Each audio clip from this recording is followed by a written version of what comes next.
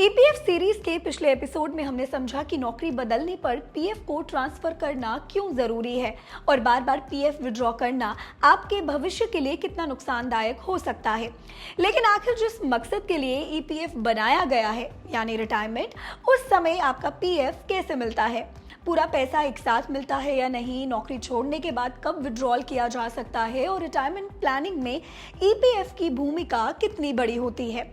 तो चलिए जानते हैं इन्हीं सवालों के जवाब tax and investment expert Balwant Jain से। सर, मुझे सबसे पहले आप ये समझाइए कि जब कोई एम्प्लॉय रिटायर होता है तो उसका पीएफ वापस उसे कैसे मिलता है? मतलब ये पूरा जो प्रोसेस है वो क्या होता है या हमें क्या क्या करना पड़ता है? Tell us everything about it. देखिए, ऐसा है, जब एम्प्लॉई 58 साल के बाद में रिटायर होता है तो उसके पीएफ अकाउंट में जितना भी पैसा है वो पूरा का पूरा वो विड्रॉ कर सकता है।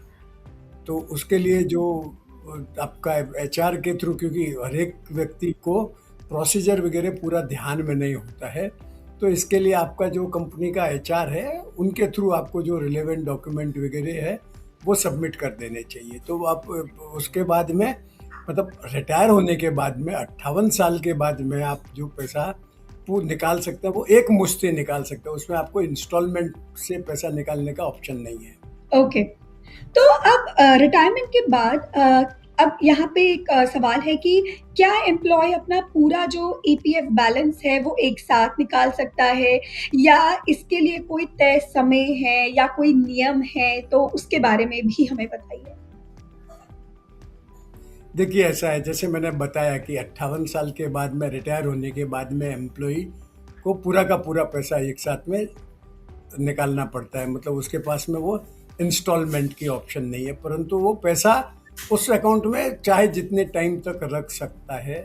परंतु उसमें जो इंटरेस्ट है वो 3 साल 36 महीने के बाद में आना बंद हो जाता है। मतलब 61 साल की उम्र तक आपके ईपीएफ अकाउंट ओके, में इंटरेस्ट क्रेडिट होगा, उसके बाद में वो इनऑपरेटिव अकाउंट हो जाता है, फिर उसमें आपको इंटरेस्ट क्रेडिट नहीं होगा। ओके।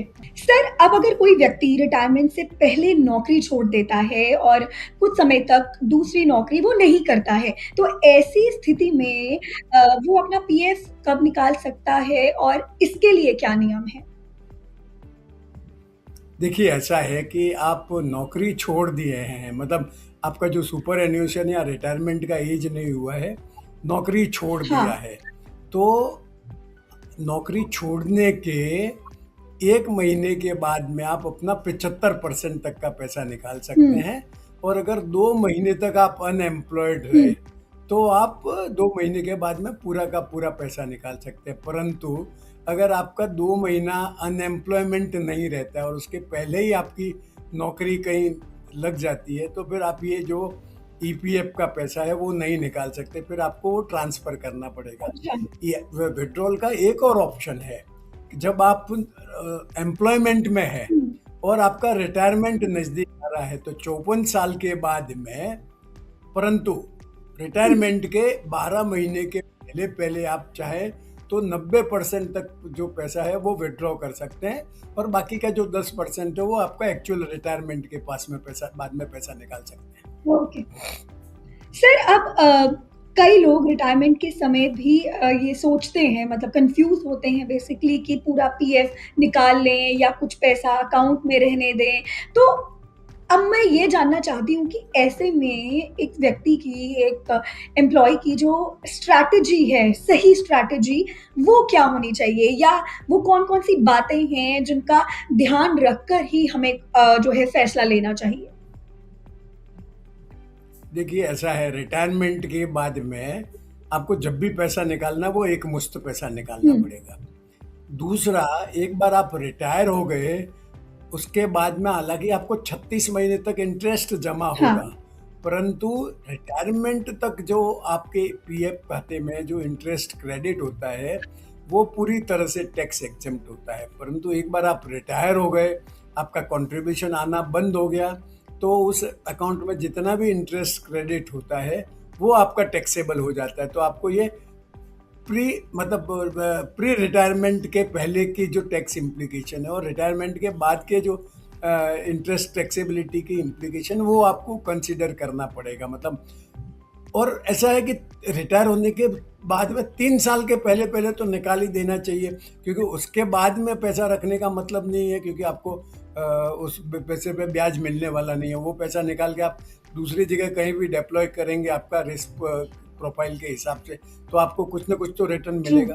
सर अब आखिर में अगर लॉन्ग टर्म की बात करते हैं हम, तो रिटायरमेंट प्लानिंग में ईपीएफ का जो रोल है, जो भूमिका है, वो कितनी अहम है?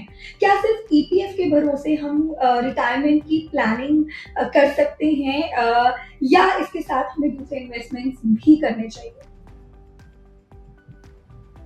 देखिए नवमी, ऐसा है कि ईपीएफ का जो इम्पोर्टेंस है वो रिटायरमेंट के लिए बहुत है। मतलब वो जो मैं तो कहूँगा कि सिग्निफिकेंट जो इम्पोर्टेंस है या जो मेजर रोल है वो रिटायरमेंट के लिए, मतलब जो ईपीएफ में पैसा इकट्ठा करने का पर्पज ही आपका सुख चैन से रिटायरमेंट निकल जावे।